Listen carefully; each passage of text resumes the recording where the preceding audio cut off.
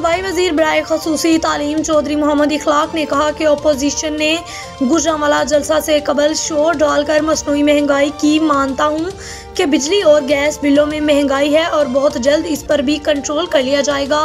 इन ख्यालात का इजहार इन्होंने डस्का में लगाए गए 2 सहूलत बाज़ारों के दौरा पर मीडिया से गुफ्तगू करते हुए किए।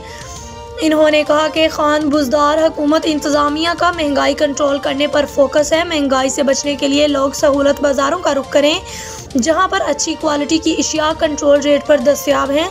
ये बाज़ार मरकज़ी अंजुमन ताजरान के ताउन से लगाए गए हैं। सहूलत बाज़ारों से हुकूमत की एक पाई खर्च नहीं हो रही।